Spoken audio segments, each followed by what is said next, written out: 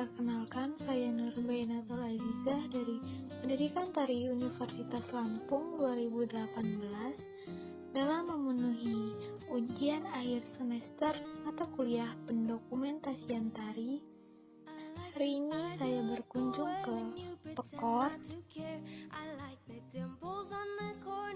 Di Pekor terdapat beberapa sanggar tari yang aktif melakukan pelestarian budaya.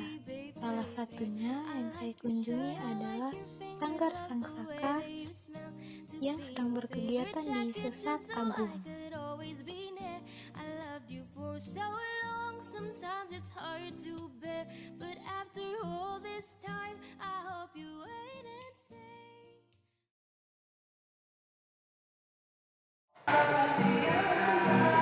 Nah, kalau yang ini kurang lebih sedang belajar tari bebenah.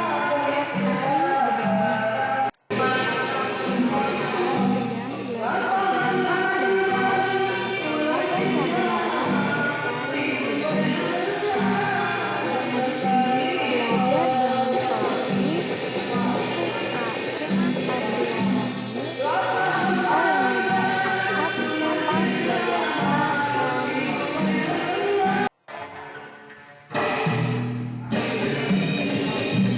Habis ini latihannya sulit banget lah.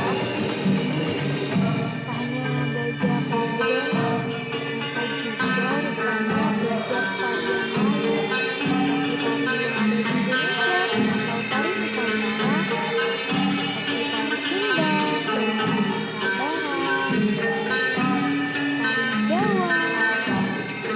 masih banyak lagi deh pokoknya. Nah, pada berbicara ini, mari kita wawancara Helmi yuk.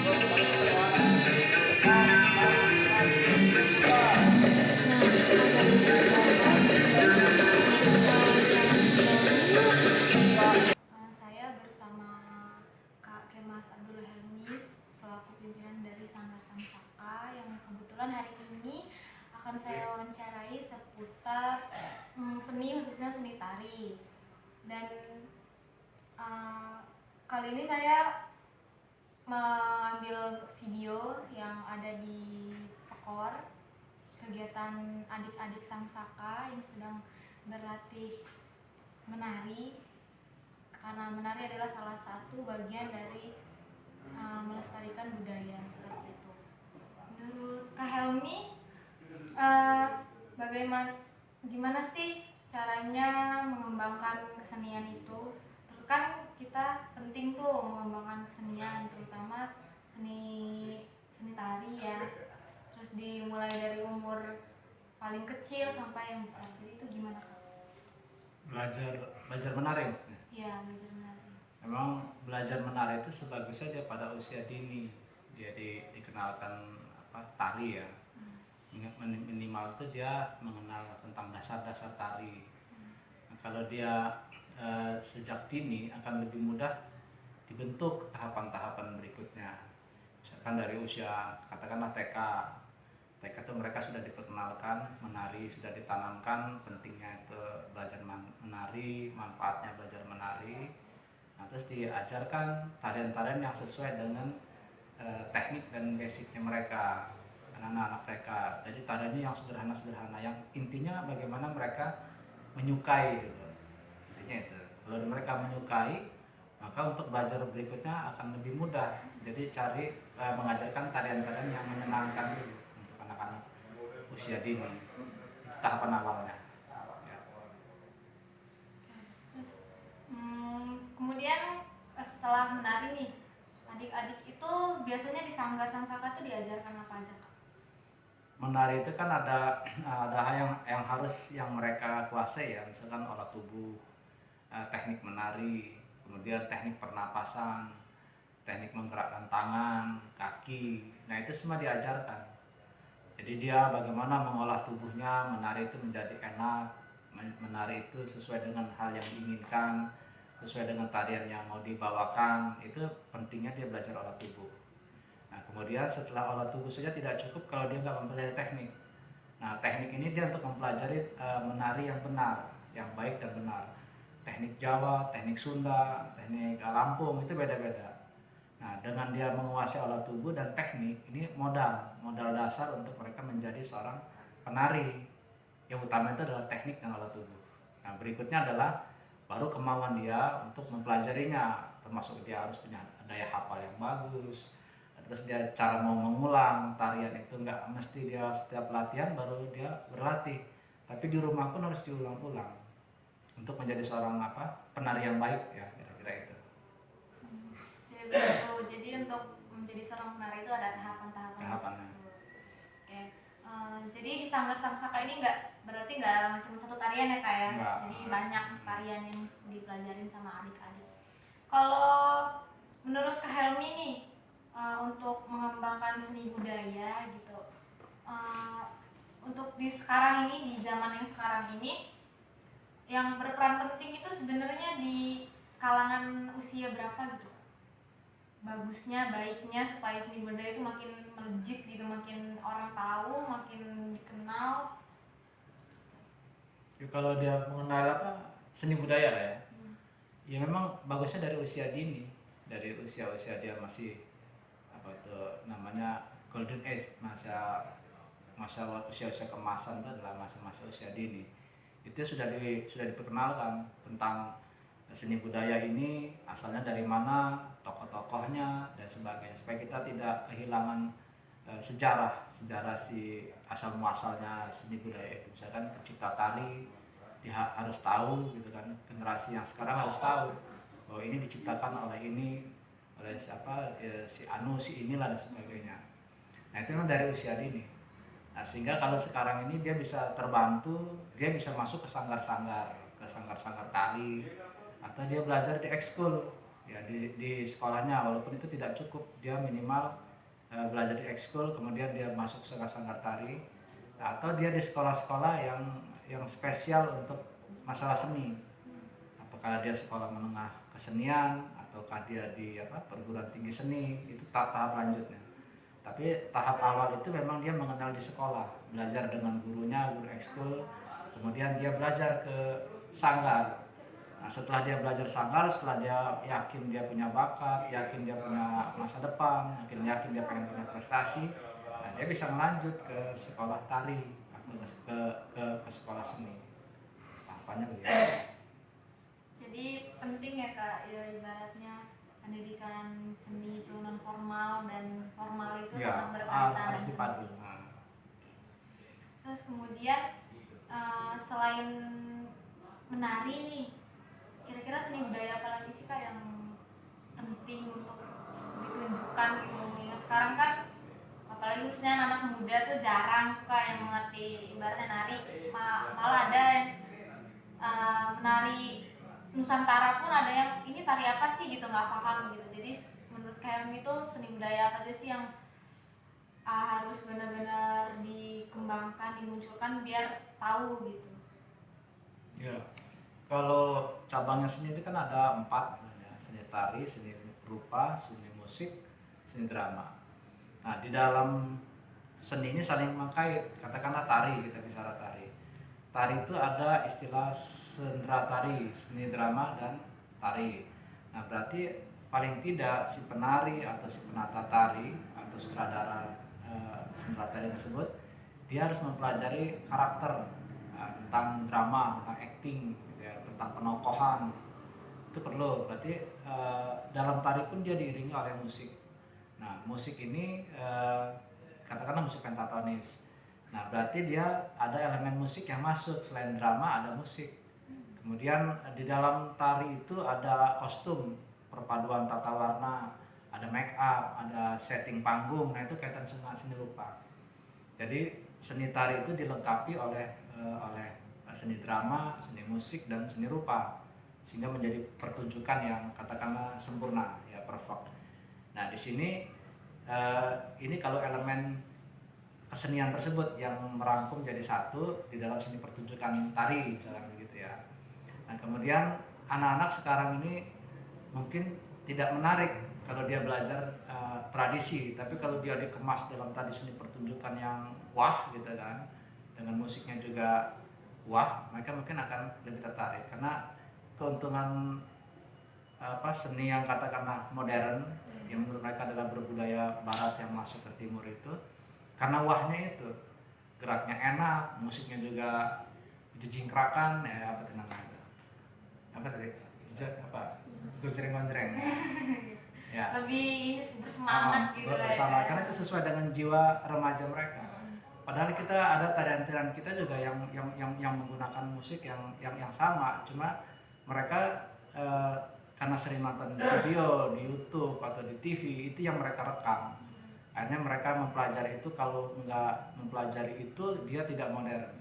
Padahal menurut saya yang namanya disco, modern dance atau K-pop atau apapun gitu ya, itu adalah tarian yang mudah dan terjelek di dunia gitu kan, tapi mereka pelajari padahal itu tidak mempunyai masa depan karena sifatnya kalau budaya pop itu kan populer itu hanya sesaat ya, ketika usia dia berjalan, dia pada usia dia remaja memang dia suka, ketika dia semakin berjalan maka dia akan hilang dengan sendirinya. Karena saya pernah ngalamin dulu breakdance, saya dulu breakdance, ketika usia semakin bertambah hilang gitu kan. Nah kalau tradisi enggak, karena kita masih lihat di tari-tari tradisi itu yang nenek-nenek pun masih menari di Jawa banyak, bahkan di Lampung pun ada yang sudah punya anak 3, punya anak 4, itu dia masih menari. Tapi kalau yang namanya K-pop punya anak 5, nggak mungkin dia mau menari lagi. Nah, itu namanya jadi budaya sesaat. Nah budaya sesaat ini yang justru laris gitu kan. Kenapa? Karena sesuai dengan jiwa mereka. Mereka senang mengekspresikan, merasa bangga, merasa ada wanita begitu melihat tertarik mungkin. Nah, tinggal bagaimana seni tradisi ini dikemas seperti itu. Karena dari dalam tari ada yang namanya seni kreasi. Nah, kita bisa mengkreasikan sehingga dipadukan. Tari Lampung dibuat musiknya pop Lampung gitu kan. Dibuat jingkrakan juga, tapi dasarnya adalah musik Lampung atau Jawa kayak apa namanya yang diisi itu Praginagong. Praginagong itu kreativitas ya yang sudah tinggi supaya anak generasi muda itu mau mempelajari nilai tradisi. Kalau kita kasih tradisi murni pasti mereka akan menghindar. Nah, sehingga ada tempatannya tradisi dan tari kreasi. Nah di kreasi itulah kita bagaimana generasi penerus bisa mau mempelajari nilai-nilai tradisi. Dan saya lihat sekarang tidak perlu khawatir karena di sekolah-sekolah itu diajarkan di ekskul ya, ada FS2N, ada sekolah pertandingan antar pelajar dan sebagainya, termasuk ada sekolah tari. Sehingga inilah yang bisa melestarikan nanti nilai-nilai tradisi. Nah, bagaimana sanggar-sanggar tari, sekolah-sekolah tari tersebut tidak lepas dari mempelajari antropologi budaya dan antropologi tarinya. Gitu loh Mbak Jiza.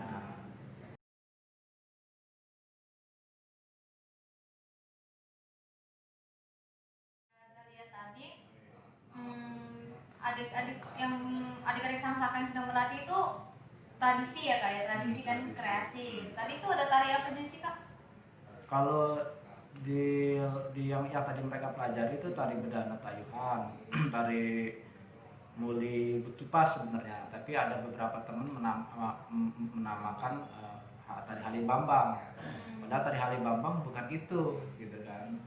Yang tadi ditampilkan adalah tari muli bekipas, yang kipasnya seperti kipas melinting, itu sama. Nah, tapi bukan tari Halibambang. Cuma populernya itu dulu di YouTube tari Halibambang, sehingga yang penata tarinya Mas DJ dia protes bahwa dia tidak pernah menciptakan tari Halibambang, tapi muli berkipas dan geraknya sama, cuma nama tarinya yang beda. Yang berikutnya yang mereka peragakan tadi adalah tari melinting gitu kan, tari melinting. Terus ada tari yang ciptaan Sangsaka versi kipas juga, namanya muli berkipas. Dia sama judul tapi beda isi. Nah kalau yang dari Lampung Barat itu dia tradisi, mengambil dari nilai-nilai tradisi murni. Tetapi kalau yang tari kipas yang tadi yang warna merah, yang versi Sangsaka, itu adalah tari kipas yang kreasi, yang sudah dikembangkan. Jadi mereka nggak hanya belajar tari Lampung. Tari Lampung itu ada tari tuping ya, tapi mereka juga belajar tarian yang lain, misalnya tari piring, gitu kan, tari Serampang 12. Intinya tarian yang ada di Nusantara karena sesuai dengan namanya sangsaka. Nah, jadi dia sifatnya menasional, kira-kira begitu. Jadi banyak tarian yang dipelajarin di Sangsaka ini. Terus kemudian kalau kita lihat dari pondok kan banyak nih Kak kerajinan tangannya. Ini Tuping itu ada terbagi dua, tuping kama dan tuping betik ya. Tapi kalau di Lampung Selatan namanya tuping. Nah, tapi kalau di Liwa itu tari sekura. Sekura itu terdiri dari dua topeng, betik dan ini kama. Nah, jenis ini adalah topeng ya, kama versi Sangsaka. Karena ini yang ada hanya di Sangsaka gitu ya. Nah, di Lampung Barat segala macam nggak ada yang buatan seperti ini gitu kan, beda-beda. Tapi ini buruk rupa, rupanya aneh dan sebagainya, disebut topeng kama. Nah, tapi kalau di Lampung Selatan ini namanya tuping gitu kan. Jadi tuping itu dia ada 12 karakter. Nah, ini tidak mewakili. Ini hanya diambil cirinya bahwa ini adalah tuping Lampung gitu. Nah, kemudian di dalam tari itu juga kita sering menggunakan aksesoris ya. Nah, ini kita buat sendiri aksesoris. Daripada kita mahal belinya ya, terus dia juga tidak awet karena mudah luntur, nah kita buat sendiri. Nah, jadi menari itu kita butuh properti, ini bagian dari properti.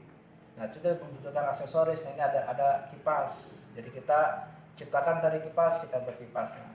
Nah, jadi semestinya orang-orang tari, sanggar-sanggar tari atau apapun sekolah tari ya, itu dia bisa mengarah ke entrepreneur gitu kan. Jadi ini bisa dibisnisin.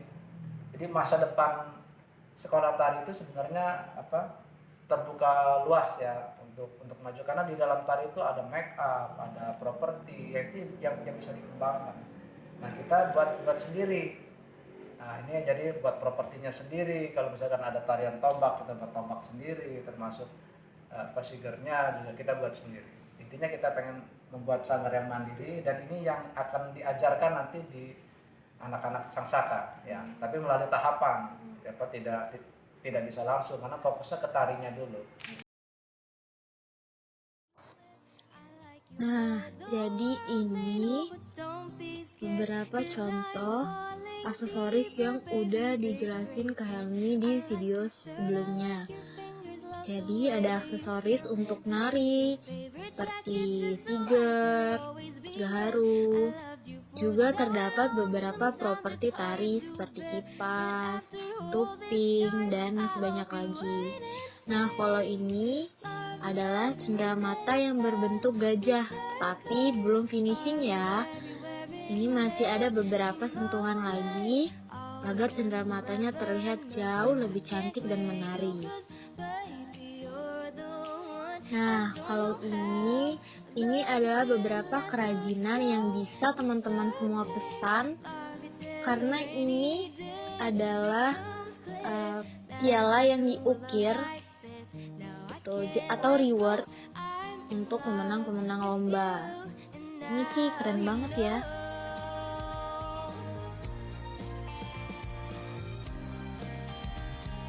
Gak cuman itu loh, nama yang ada di depan pintu Sangsaka pun itu buat loh dari kayu. Wow, keren banget ya.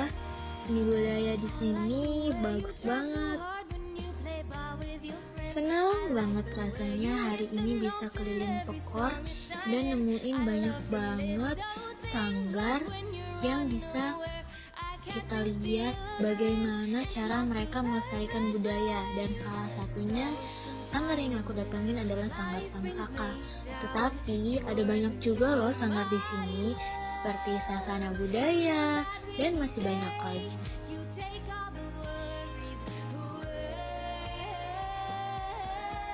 Nah, uniknya di Pekor ini terdapat bangunan-bangunan berwarna-warni yang menyerupai pondok yang dapat menarik perhatian masyarakat di sini loh.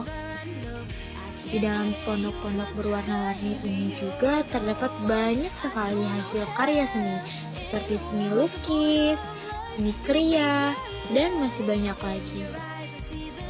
Dan di tempat ini juga banyak loh orang yang mengabadikan momen atau mengambil foto di tempat ini.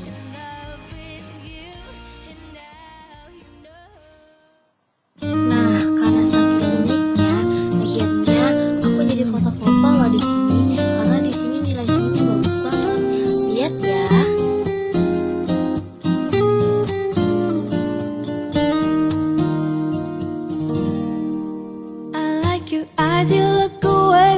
pretend not to care. I like the dimples on the corners of the smile that you wear. I like you more, the world may know, but don't be scared, 'cause I'm falling deeper, baby, be prepared.